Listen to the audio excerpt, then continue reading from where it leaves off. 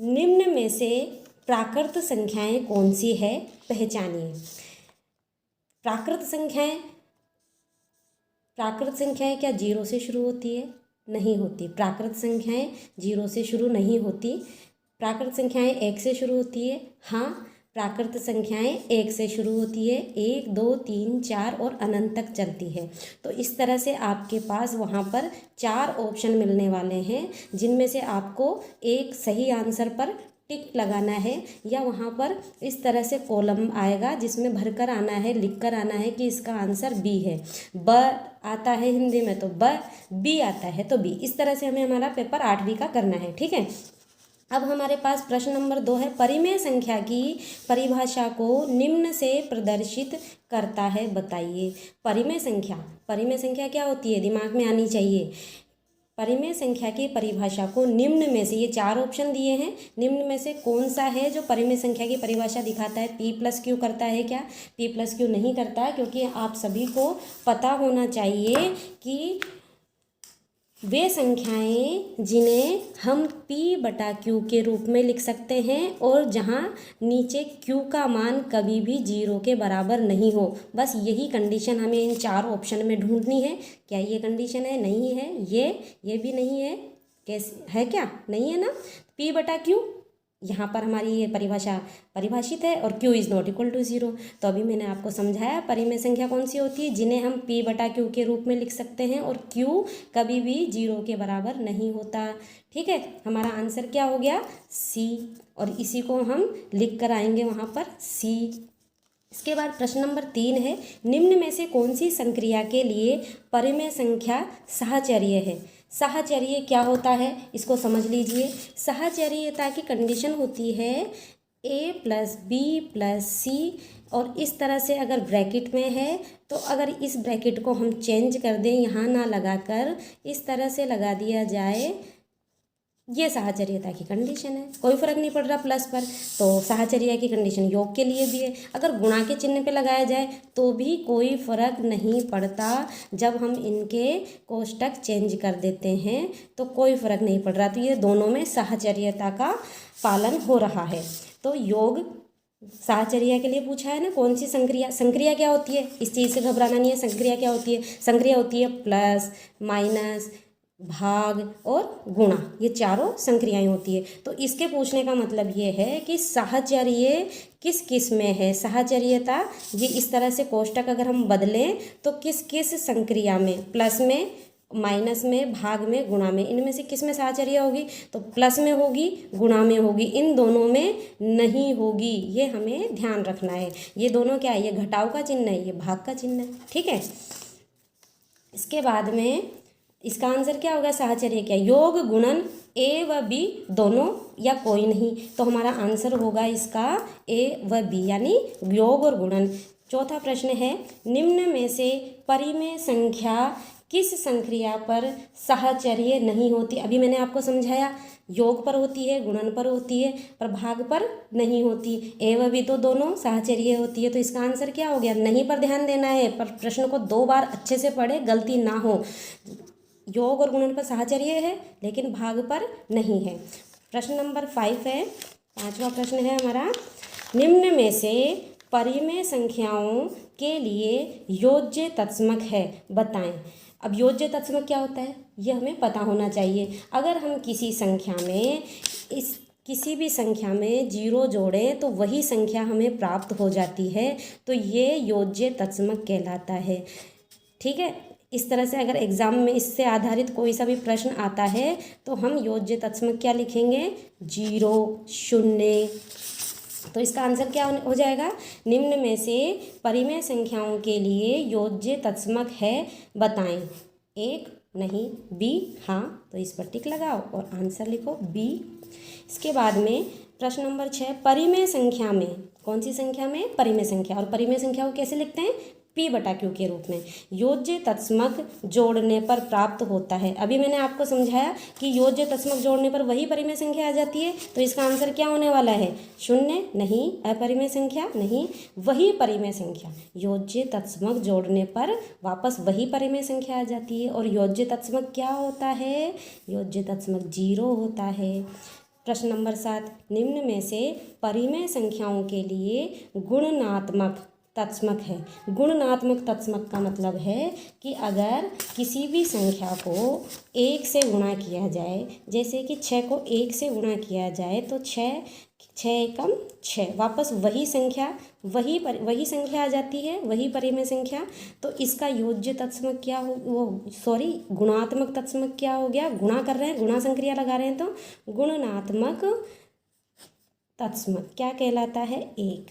गुणात्मक तत्समक क्या होगा? 1 से गुणा करने पर वही संख्या आती है। तो योज्य तत्समक को क्या करते हैं? 0 से जोड़ने पर वही संख्या प्राप्त हो रही है। गुणात्मक में क्या है? 1 से गुणा करने पर वही संख्या प्राप्त हो रही है। तो ये तो गुणात्मक तत्समक हुआ, और ये 0 क्या हुआ? योज्य तत्समक हुआ। ये दोनों अच्छे से याद रखना है हमको।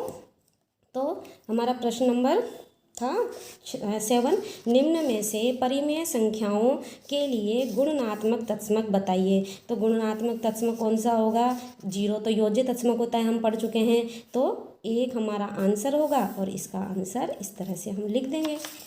इसके बाद में अगले प्रश्न है प्रश्न नंबर 8। यहाँ से शुरू होता है प्रश्न नंबर 8।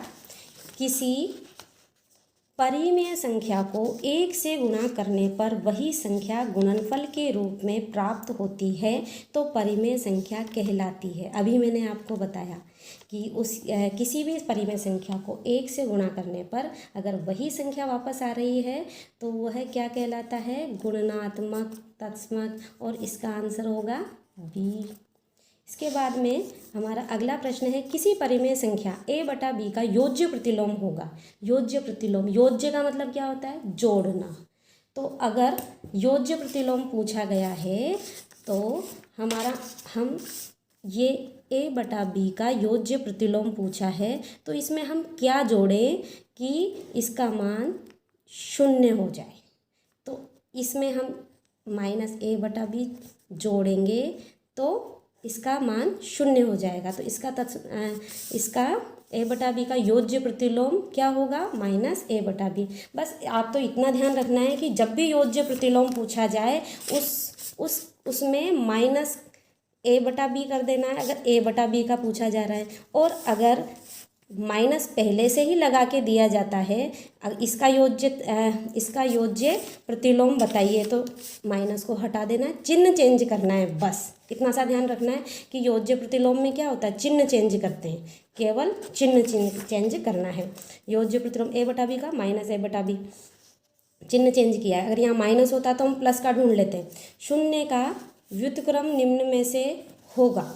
0 का व्युत्क्रम, 0 का व्युत्क्रम का मतलब क्या है? अगर हम ये 0 लिख रहे हैं और 0 को 1/0 लिखें, 1/0 लिखें, तो इसका आंसर क्या आएगा? कभी भी किसी में 0 का भाग हम नहीं देते हैं, और अगर इस तरह से देते हैं तो ये अपरिभाषित हो जाता है। जब परिमेय संख्याओं की परिभाषा p/q लिखते हैं तो उसमें नीचे वाली संख्या कभी भी 0 नहीं हो, ऐसा हम लिखते हैं। तो हमें इससे ध्यान रखना है तो इससे ध्यान रख लो, और ऐसे ध्यान रखना है तो ऐसे ध्यान रख लो कि इसका व्युत्क्रम अपरिभाषित होता है। 0 का व्युत्क्रम अपरिभाषित होता है। तो इसका आंसर क्या हो गया? इसका आंसर हो गया सी, और इसको लिख देंगे हम सी। ठीक है। प्रश्न नंबर 11, 1/4 व 1/2 के मध्य कितनी परिमेय संख्याएं होगी? हमें यहाँ ध्यान रखना है कि 2 परिमेय संख्याओं के मध्य चाहे वह कोई सी भी परिमेय संख्या पूछे, उनके बीच में अपरिमित रूप से अनगिनत परिमेय संख्याएं मौजूद रहती है। तो इसका आंसर क्या हो जाएगा कि इनके दोनों 1/4 और 1/2 के मध्य कितनी परिमेय संख्याएं होगी? 0, 1, 2 अनगिनत और अपरिमित। हमारा आंसर यहाँ है तो हमने यहाँ टिक लगाया, और ये डी। 2 परिमेय संख्याओं के मध्य कितनी परिमेय संख्याएं होती है? अभी मैंने आपको बताया 2 परिमेय संख्याओं, इन दोनों के बीच में भी अनगिनत थी। तो अब यहाँ संख्या नहीं लिखी है, और इस तरह से भी आपके पास प्रश्न में पूछा जा सकता है कि 2 परिमेय संख्याओं के मध्य कितनी परिमेय संख्याएं होती है। तो हमें आंसर पता है अपरिमित। इसका आंसर डी हो गया। इसके बाद में 13वां प्रश्न है, दो परिमेय संख्याओं ए बी के बीच की परिमेय संख्या होगी। दो परिमेय संख्या ए बी के बीच की परिमेय संख्या, अब मध्य की, बीच मतलब मध्य की संख्या पूछी गई है, तो हम क्या करेंगे, कोई सी भी दो संख्याएं दे दे, उनके मध्य की जब भी पूछी जाती है उन दोनों को जोड़ देंगे और 2 का भाग दे देंगे, ये हमारा आंसर ला देगा। अगर यहाँ पर संख्याएं दी गई हो तो संख्याएं रख देंगे और भाग में 2 कर देंगे, तो जो आएगा वो हमारा आंसर होगा। तो इसमें हम a+b/2 कहीं पर दिख रहा है क्या, आपको दिख रहा है कहीं, यहाँ पर दिख रहा है सी पर, तो इन दोनों के बीच की परिमेय संख्या क्या हो गई, सी, हमारा आंसर हो गया सी। प्रश्न नंबर 14, रेखिक समीकरण की अधिकतम घात होती है। रेखिक समीकरण, अब रेखिक समीकरण है, रेखिक समीकरण से एक चीज़ याद रखनी है कि बिल्कुल रेखिक समीकरण में एक भी घात नहीं होती है। इसका मतलब अगर इस तरह से लिखा हुआ है x+2 = 5, तो इसमें x की कितनी घात है, 1, जहाँ कुछ भी नहीं होता वहाँ 1 होता है, तो x की कितनी घात है, 1, तो रेखिक समीकरण की घात कितनी होगी, 1, तो हमारा आंसर हो गया प्रश्न नंबर 14 का 1, तो ये हमारा आंसर हो गया। प्रश्न नंबर 15,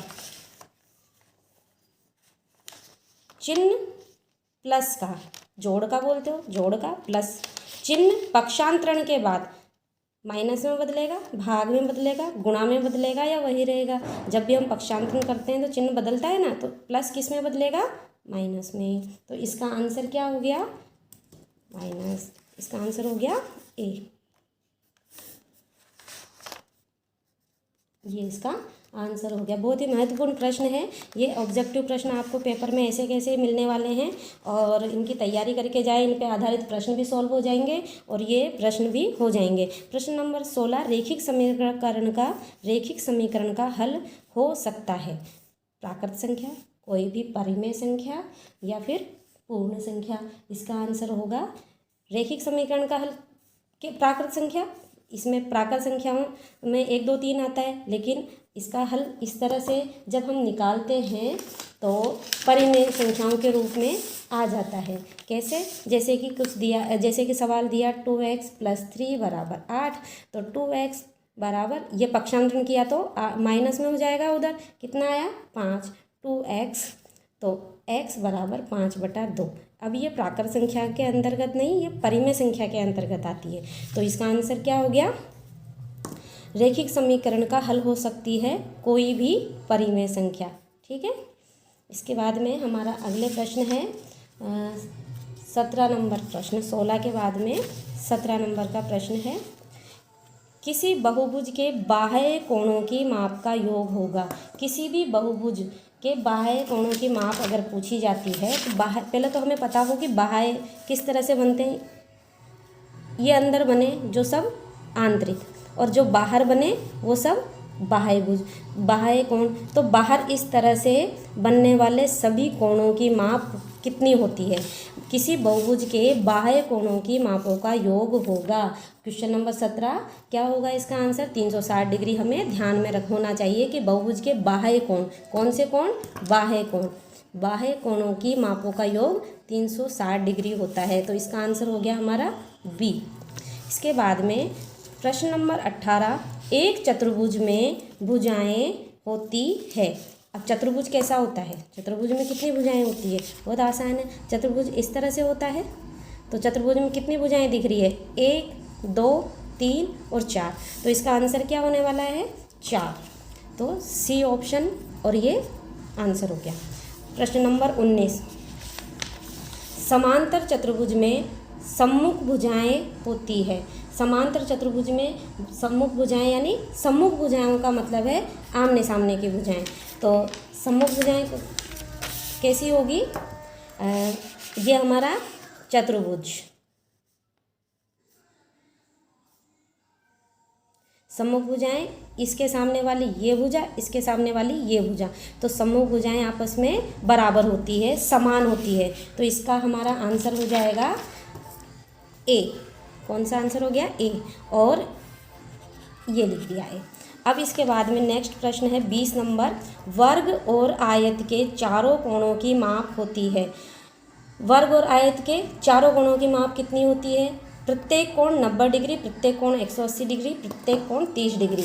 वर्ग और आयत, ये वर्ग जिसकी चारों भुजाएं बराबर होती है और ये आयत जिसके आमने सामने की भुजाएं बराबर होती है। तो यहाँ बनने वाला कोण 90 डिग्री का, यहाँ बनने वाला कोण 90 डिग्री का, यहाँ सभी कितने डिग्री के बन रहे हैं? 90 डिग्री के। तो प्रत्येक कोण कितने डिग्री का हो गया? 90 डिग्री का। तो आंसर क्या हो गया इसका 20वें प्रश्न का? वर्ग और आयत के चारों कोणों की माप होती है, प्रत्येक कोण 90 डिग्री का। ठीक है, ए ऑप्शन। इसके बाद में हमारा 21वां प्रश्न, चतुर्भुज के चारों कोणों का योग होगा। चतुर्भुज में चारों कोण होते हैं, चारों कोणों का योग 360 डिग्री होता है, यह हमें ध्यान में रखना है। ठीक है, प्रश्न नंबर 22, 5 संख्या, यहाँ लिखा हुआ है संख्या के लिए निम्न में से मिलान चिन्ह पहचानिए। 1 2 3 4 और 1 2 3 4, 4 के बाद इस तरह से आड़ा काट दिया, 1 2 3 4 और इस तरह से आड़ा काट दिया, तो ये हो गया इसका आंसर। इस तरह से नहीं होगा, इस तरह से भी नहीं होगा और इस तरह से भी नहीं होगा, तो इसका आंसर है ए। ठीक है, वृत्त के केंद्र पर बनने वाला कोण कितनी डिग्री का होगा? वृत्त का केंद्र, घड़ी देखिए गोल घड़ी जैसा होता है, जब घड़ी में सुई एक चक्कर पूरा लगा लेती है तो उस पर चक्कर लगाने के बाद यहाँ पर पूछा गया कोण पूछा गया है कि वृत्त के केंद्र पर बनने वाला कोण कितने डिग्री का होगा? 360 डिग्री का होगा। तो हमारा इसका आंसर क्वेश्चन नंबर 23 का आंसर क्या हो गया? 360। प्रश्न नंबर 24, त्रिभुज के तीनों कोणों का योग कितना होता है? त्रिभुज के तीनों कोणों का योग 180 डिग्री होता है। प्रश्न नंबर 24, समबाहु त्रिभुज के प्रत्येक कोण का मान होगा, बताएं। समबाहु त्रिभुज ऐसा त्रिभुज जिसकी तीनों भुजाएं, ऐसा त्रिभुज जिसकी तीनों भुजाएं बराबर होती है। सम है जिसकी बाहु, समबाहु तीनों भुजाएं बराबर होती है, तो उसमें तीनों कोण होंगे 60 डिग्री, 60 डिग्री और 60 डिग्री के। ठीक है, तो इसका आंसर क्या हो जाएगा? 60 डिग्री। ये हमारे महत्वपूर्ण प्रश्न हैं जो हमें अच्छे से याद होने चाहिए। 1 से 5 प्रश्नावली के सारे महत्वपूर्ण सूत्र और सूत्रों पर आधारित सवाल किस तरह से बन सकते हैं मैंने आपको इसमें बता दिया है 25 प्रश्नों में। आप इनकी अच्छे से तैयारी करें। समझ आया और बताओ, मुझे कमेंट करके बताएं। लाइक करें, सब्सक्राइब करें, बेल आइकन को प्रेस करें, जिससे मेरे नए वीडियोस आपको आसानी से मिल सके। आज के लिए इतना ही। नमस्कार।